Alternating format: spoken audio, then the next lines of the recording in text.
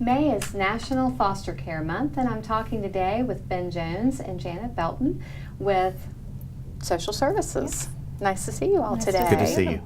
So Janet, first talk about why does Roanoke County need a foster care program?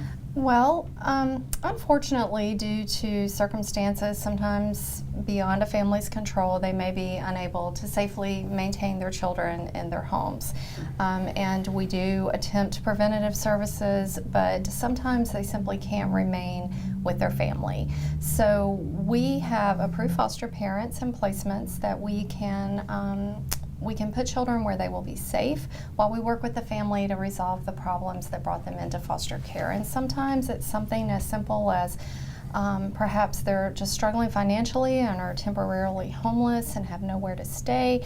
But other times there's much more serious problems. We have substance abuse, mental illness, domestic violence, and sometimes we have all of those. So there's many issues that may lead a family to need us to keep their children safe while they remedy those problems.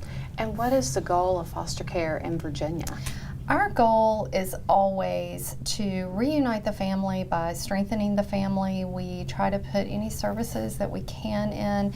As I said, we want to address the problems that brought the children into the foster care system. And you know, we do that in a variety of ways. There's many services here in the Roanoke Valley that can help a family. We always attempt, well, first we attempt to keep them out of the foster care system. We always search for relatives or people that may have an interest in the child that's willing to keep them until the family can kind of get back on their feet. But if that doesn't happen, and they do come into foster care, we try to reunify them. Now, what happens when the child turns 18? Actually, in the state of Virginia, we have a program that's called Fostering Futures, and I think you know, a lot of people may be unaware that when a child turns 18 in the foster care system, they have much higher rates of homelessness, of mental illness, of teen pregnancy. And so, you know, most of us when we turn 18 are not ready to be on our own, and certainly the children in the foster care system have experienced things that most of us haven't experienced. So we want to kind of provide them a little bit of a safety net, and our program is called Fostering Futures, and that lets them actually stay in the foster care system until they're 21. We continue to provide case management services. We provide maintenance, financial assistance for them. We still help them find places to live, help them get their education. If they're working, we can help with that also. We want to continue to support them at least until they're 21, and they can still receive services even beyond that time through some of our education systems. So it's 2019. I'm sure you all have seen a lot of changes just in the past decade. What are some of those changes? I think now our foster care system is much more engaging to the biological families. I think in the past they sometimes kind of got left out. You know, this is their family. They're the experts on their family. They're the ones that know their family, and they know what's best for them. So in the past we didn't always engage them. We tended to tell them what we were going to do and to tell them what they needed and how we were going to fix it. So now we do try to engage them in their case planning. We have family partnership meetings to get their input, and then we also work more in strengthening the bond between the foster families and the biological families. You know, we have children that have returned home that still maintain a strong connection to their foster families. Some of our biological families use our foster families for child care. And some of our foster families that have adopted children will maintain a relationship with those biological parents. We actually have families that have those parents over to dinner sometimes. So, you know, ideally, it's a big family for the child. And I do believe that, you know, as time has gone on, we've realized that sometimes cutting off those connections by just returning a child home, it's just not in the child's best interest, and vice versa. You know, if a child can't return to their family, there may still be a situation where it's safe for the child to have contact with their families, and we want to continue that. Now, the foster care workers who are doing the day-to-day work, what's the day in the life of a foster care worker? I don't know if there's, well, thankfully there is no typical day, and that's kind of what keeps a lot of us going in this. You never know what you're going to encounter. The foster care worker is responsible for a huge number of things. They juggle a lot of things. They're responsible for making sure that plans get to court on time, that they're there for court appearances. They're also responsible for taking cases to the local family assessment and planning team to get services in place. They coordinate with counselors, with biological parents, with foster parents. Sometimes a case can have 20, 30 or more people involved in it, especially with large sibling groups. So they juggle all of that, and at the same time they're keeping the needs of the child and the family first and foremost. So, and then you just have your day-to-day stuff. You have your administrative tasks. You know, documentation is so important with what we do, and they're responsible for that. So there's never a time that there's just nothing to do. Right, right. And talk about some of the myths. Oh. Sure there are plenty. Unfortunately, there's a lot of negative beliefs in the community about the foster care system. Probably the most prevalent is that we get financial bonuses for all the children that come into foster care, that we get paid for that. And nothing is further from the truth. It's actually very costly for a child to enter the foster care system, not just financially, but emotionally. And there may be other things, such as we take the children home with us at night, and that's not true. Our children all have to be in licensed, approved placements, but probably the one that's most prevalent is that somehow we get financial assistance or kickbacks from children that we place in care, and that every child that comes in care is immediately placed for adoption, and that's just not true. We want to reunite that family and preserve the family unit if possible. Right, right. Wow. I'm sure there are plenty more that you could talk about. Absolutely. For sure. Oh, Ben, talk about what's it like in a foster home? Sure. So foster parenting now in 2019 is very different from how the media portrays it, how Lifetime Movie of the Week or Hallmark might portray it. Fostering is not a money-making business. Our foster parents are reimbursed by the state for caring for children, but it is not a dollar-for-dollar reimbursement for all the care, the time, the resources, the wear and tear on their hearts and their homes, the advocacy, and the heartbreak that we ask foster parents to take on as caregivers for these children who are temporarily in their home while their family works on what they need to work on. Foster parents in Roanoke County are trained vigorously. They need to take at least 30 hours of courses that we offer in training in a group setting. Here, they have to master 26 different competencies. They have to pass full background checks for everybody 18 and over. And they also have to have a completed approved home study. So all of that is done, and we still have to decide if they're a match for our program. And I'm really proud of our foster homes. Yes. And they're really some of the best people in the county, and we ensure that. And again, once they're trained, they have to keep 10 hours of continuing education every year. So they're not just done, they're still taking trainings like doctors and lawyers do to keep their certification up. Because if they don't keep their training hours up and stay sharp on the current child care skills, then they won't be my foster parents anymore. And because we do need people that are staying current and invested in remaining best practice foster parents. Wow. There's a lot that goes on with fostering and being a foster family. And absolutely. I'm so glad that you all were able to talk today about some of those things. And if people are interested in becoming foster parents or interested in the program, what's the best way they can find out more? Sure. They can call me, Ben Jones, at Roanoke County DSS. My number is 540-283-8844, or they can email me at bsjones@roanokecountyva.gov. And there's more information as well on the website. There is, all the time. Absolutely. Okay, very good. We're out here in beautiful Catawba Valley talking with Ann Harrell, who is the manager for the Catawba Valley Farmers Market. Welcome. Thank you. Thank you for coming. So I understand this is the 10th year of the market being here. So tell us a little bit history behind the market. The first market was held May the 27th, 2010, right off the road here at the Catawba Mercantile.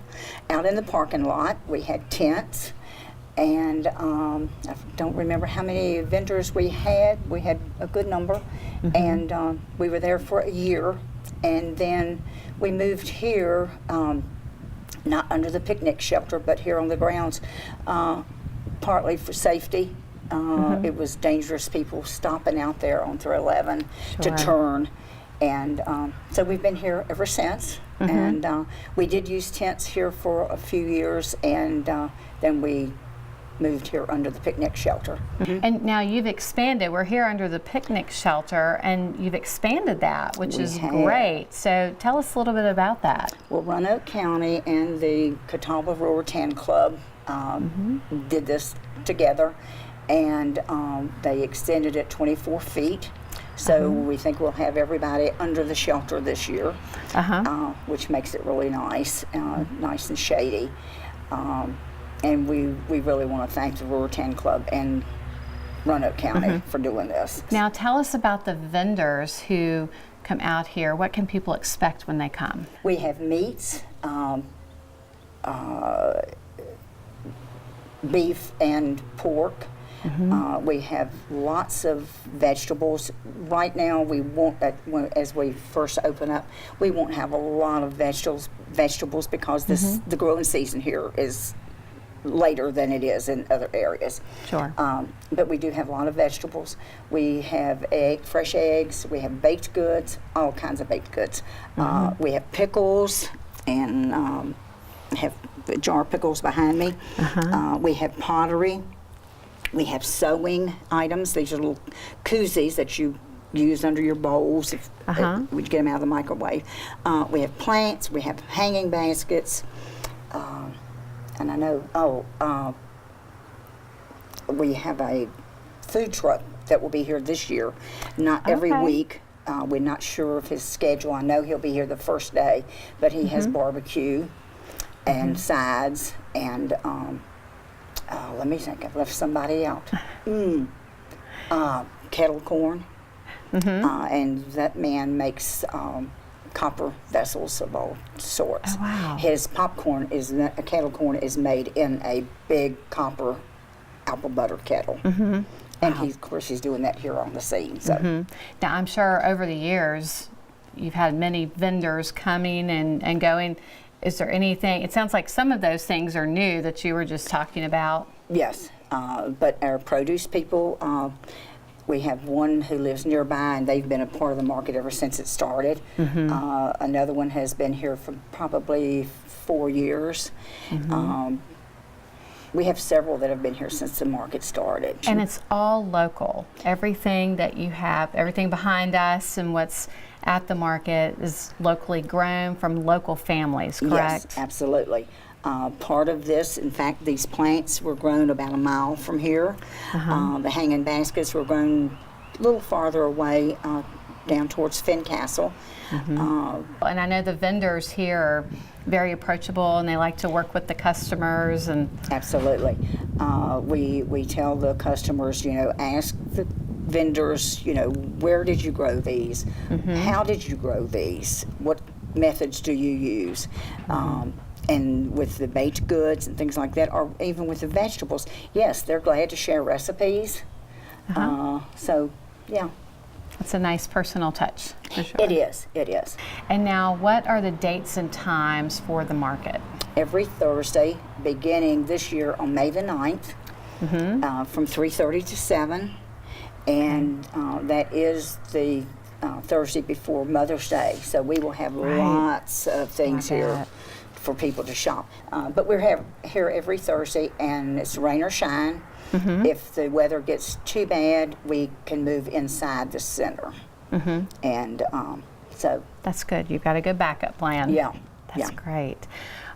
Now, if viewers want to find out more information, how can they get that? We have a website, CatawbaFarmersMarket.com, and on there they will have, there's information on the vendors and a little bit about each one, their picture. There's contact information for me. I'm always glad to talk about the market, and we're always looking for other vendors. And we do have a weekly newsletter that is also on the website. And on there, part of that is what's at the market this week. So we try to get a pretty good idea of what's going to be there because, weather affects the vegetables. And so. That's nice. And people can sign up to receive the newsletter? Yes, they can. Okay. Yes. And we also have a Facebook page. Okay. Which, again, has about the same thing that the website has. Okay. Well, that's great information. I'm sure you're very excited. You've been doing this for a long time, haven't you? I've been here as the manager for about 2.5 years now. Okay. But I've been a part of the market since it started. Right. So You've seen yeah. it grow I have. for many years. And it's hard to realize that it's been 10 years, actually. So. Well, it's a wonderful celebration, I'm sure, with the 10th year coming up, and it's great that you have expanded the picnic shelter and you have so many locally grown items coming in and local Yes. families working, and I'm sure people are going to pour in here on opening day and We hope forward so. to it. Wonderful. Well, thanks so much for talking with me today, and good luck with everything this year. Thank you. Thank you. We're out here today visiting with Butch Workman and a stormwater crew for Roanoke County. Welcome to our show, Butch. Thank you. Tell us a little bit about you and your position with Roanoke County. Okay, I've been with Roanoke County for more than 30 years, and I'm the stormwater operations manager for Roanoke County, and we do all the drainage projects in the county. And since the flood of 1985 is when this program started. Okay, it's been around a long Been time. around a while. You all do a lot of important work around the county for sure. So there's a current project going on right behind us here today. Tell us what they're doing here. What are they working on? Okay, this is we're replacing an existing corrugated metal pipe that's been in the ground for probably 30 plus years. It's reached its useful life, and this is in a dedicated drainage easement, which the county is responsible for. And we're replacing 86 feet of 48-inch pipe and installing some structures along with this. Okay, and talk a little bit more about why it's necessary to do something like this. There's a lot of work going on. A lot of work going on, Yeah. yes. Well, it is failing. The pipe is failing, so we've got to guarantee the right of drainage from VDOT's right of way. And that's why there's a dedicated drainage easement here. And it allows access for these folks to get to their home. And it is part of the stormwater infrastructure that serves this street. So that's why it is important. Okay, and so stormwater is handled differently than water coming out of your house, right? Yes. The county's got to guarantee right of drainage. There are certain adequate criteria that we've got to meet. It's got to meet certain criteria. This is it is man-made, so we've got certain things we've got to bring up to today's standards, and that's also what this project's about. Sure, and what other kinds of projects do you and this crew undertake around the county? We do, unfortunately, we also do snow removal. Oh, wow, we do see some snow sometimes. Yeah, we deal with some snow, and we're basically the public works department for the county in a lot of ways. We've worked on parks before, some of the parks, all the parks and rec, they do that as well. But when they need our help, we're there. We also have helped build the shooting range up at Dixie Caverns. We actually redid that for the police department. And access tower roads, we've worked on those for the 911 towers. So we've done a lot of different things for the county. Sure. And we also maintain the equipment as well. Okay, and how often do you have, or is the crew working on a project in a given year? All projects are rated. We generally do about, we try to do 1 to 3 major projects a year. This is, although it seems major, it's not quite major, but and we do a lot of maintenance projects, and those we do about between 30 and 50 a year maintenance projects. Wow, and those are not just day-long projects. These could be days or weeks. They could be weeks. Sure. Okay. Now, if people have a problem, they think they might have a potential problem with a drain or a stormwater issue, how best can they reach out to the county to let them know? Okay, they can come to our website, Roanoke County, and report a drainage problem. Okay. And they also can do that with VDOT too, if it's in VDOT's right of way. So they can do that on VDOT's website. And they can also call 772-2037. That's my phone number. Great. Well, thanks so much for being here with us today and sharing a little bit about what these folks are doing. I know you all do a lot of important work around the county, and citizens are certainly appreciative of it. Thank you.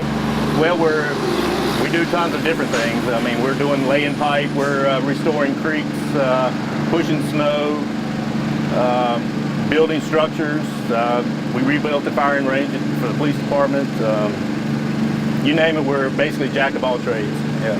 It is very challenging at times, but very rewarding. It's very nice to be able to go out and see, to be able to help the citizens and help save their property or their house or whatever it might be. And like I say, it's very rewarding to go back through all these projects we've done in the county for several years and see that we've made a difference.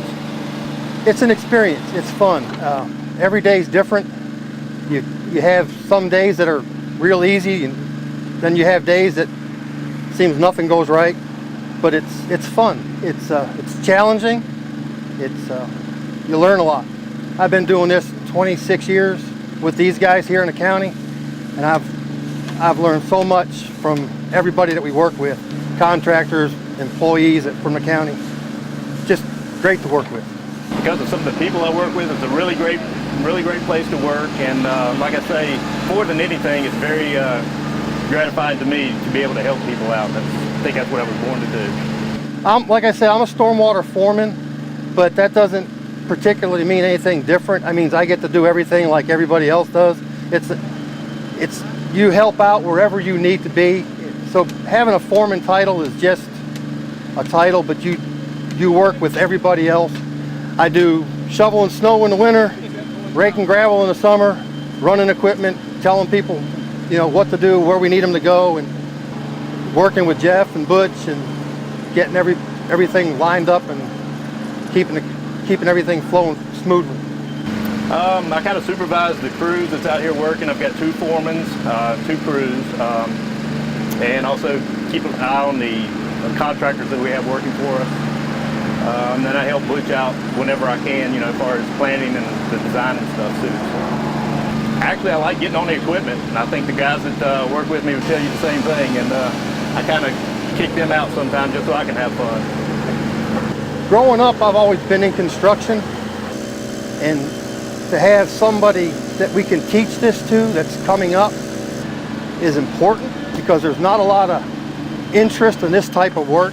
Everybody wants to do the computer work, but being out here in the field doing hands-on, you need to have good quality individuals in the field, but you have to have people capable of teaching them to do stuff the right way in a safe way.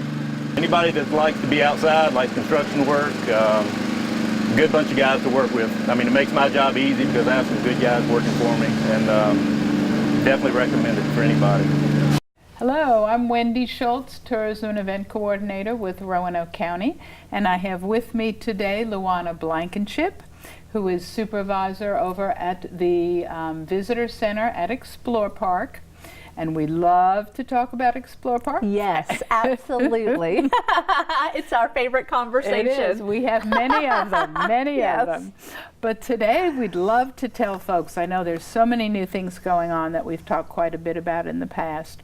I know we've talked a lot about the weddings that have been happening at the park. So many wonderful weddings at the park. Such a beautiful location for it. I know, it's perfect. And so many different opportunities for different styles and types of weddings. Yes, absolutely. Yes. So we thought today we'd talk about the other type of rentals and the other type of events that folks can have the park for.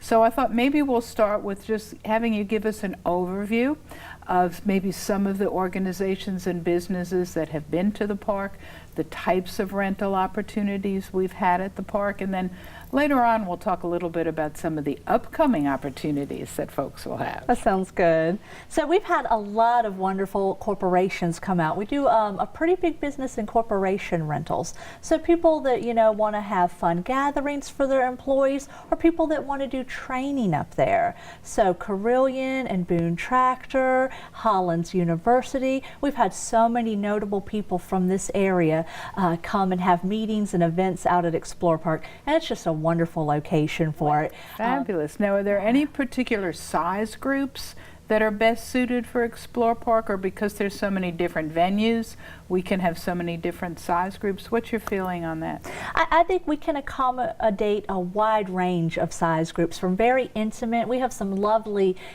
intimate areas at Explore Park. And we've had a lot of, I'd say, bonding trainings where we have smaller spaces that really facilitate that kind of training. And then we have companies that bring out hundreds of employees. Right. And we have the space for that as well. And that can be a very fun thing when that happens. So there's all kinds of opportunities for different size groups at Explore Park. Right. And I think the one thing too that really makes Explore Park attractive is not just the absolutely gorgeous setting, but the opportunity for businesses to plan whatever it is they want, whatever caterer they may want to bring in, or if they just want to have a potluck. I mean, they have that opportunity. We also have that wonderful picnic area now with the picnic pavilion tent that folks can rent That's as well. a great area, because there's so many things you can do there. And I think what's special about that area is it brings the you're just right in the outdoors, but you're sheltered. But you're right near the historical villages, all the trails, you're right near the Roanoke River. It's just a wonderful location to host an event. Right, Wow. fabulous. Now, I know you just talked a lot about the businesses that come out and that kind of thing, and also for meetings, but what about different kinds of events? I mean, we've had so many races and all of that. Can you speak a little bit more about what I call events in my world? As your world, absolutely. So Explore Park's a great place to have an event. We have over 14 miles of hiking and biking trails. So I can't think of a better place to have a 5K or a 10K or a mountain biking race. We're also getting ready to partner up with the Down Syndrome Association and do a buddy walk. And what a wonderful location for that. And such a thing that the community is going to come out and support, you know, and wrap their hands and their hearts around. And Explore Park is just a great place for that. But And now for what we touched on a few moments ago, was the new opportunities that are coming out. Of course, I'm sure everyone has heard about Treetop Quest by now. If they Yes. hadn't, they just I'm haven't not sure been where in they've town. been. Right, exactly. But there'll be some rental opportunities with that further into the summer. You want to talk about that a little? Yes. We're going to be able to have corporate groups come out, but I think maybe for you and I, one of our favorite things is birthday parties. Right. And I can't think of a more unique birthday party that you can have than being up in the trees and having this amazing ropes course and zip line experience. It's going to be something so unique to the Roanoke Valley that we don't have right now, and we're about to get it at Explore Park, so that is beyond exciting. Oh, I know. But I can't think of a more wonderful birthday party opportunity, and those are coming later this summer. We're very excited and about the it. one thing about the birthday parties, it's not just for the wee little ones. That is correct. I mean, I can see Everybody. adults having a blast. I would like to have my party there, yes. Exactly. I know. And Yes. one of the things I'm working on as well that I had mentioned to you earlier was weddings in That's the exciting. treetops. I'm Yes, excited. that's I gonna be can't so wait to see cool. this. Yeah. Dates, we don't have exact dates yet, you know. No, but it'll all come out online. As soon as we're ready, we're going to have it online for folks to look Exactly. at and learn more about. Fabulous. Anything else you wanna touch on about rentals or events at the park or anything? Just that it's Information? such a special location. I don't think what we've hit on yet is how close we are to downtown Roanoke. Right. Because when you're at Explore Park, it just feels like another world that you're in, this beautiful, secluded world. But we're really only 15 minutes from downtown Roanoke, so you just can't beat the location of Explore Park. You're absolutely right. Well, thanks so much for Thank you, Luana for Wendy. coming. It's really, really been fun, and I think the public is really, really going to enjoy We're the looking park. forward to seeing them out at Explore Park. It's a very exciting time at Explore Park, and we're ready to celebrate with everybody. Oh yeah, Thanks again. Thank you.